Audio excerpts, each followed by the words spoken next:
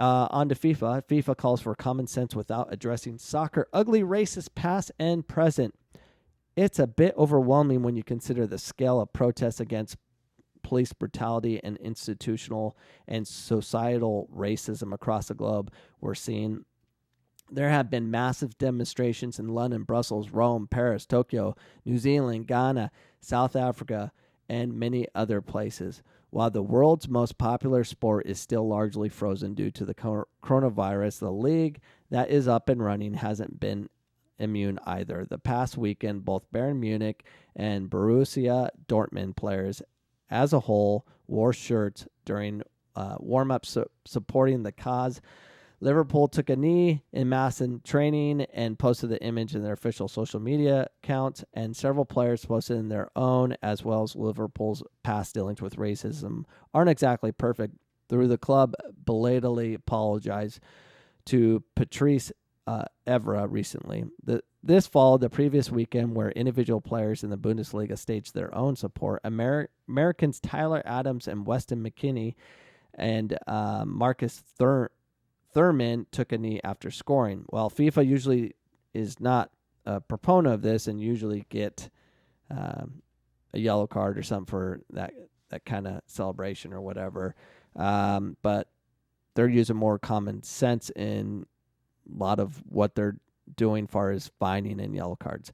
Racism in soccer is still rampant, especially in Italy and Eastern Europe countries. Just this past October, England players were subjected to some of the more disgusting and vile chants and gestures from the home of Bulgaria fans the sport has seen in recent history. Bulgaria's punishment, having to play one game behind closed doors and a fine of $73,000 from UEFA. Racism is worldwide. And if there's one country that is a better place to be, it's definitely the United States of America. It's a better place. And I get it. It feels right now that U.S. is the most racist place and all that stuff. It's not the case. We have more freedoms here.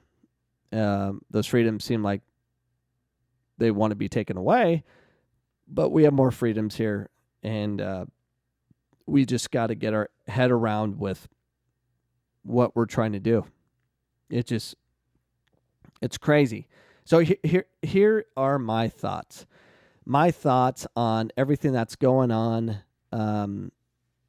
It's the best effect for making change in this country, and anywhere in the world when it comes to racism or anything. It's human to human, one-on-one contact. It's not through crying to the authorities or going to the government and demanding change and making people force control over you. That's not going to have an effect. It's not going to affect change.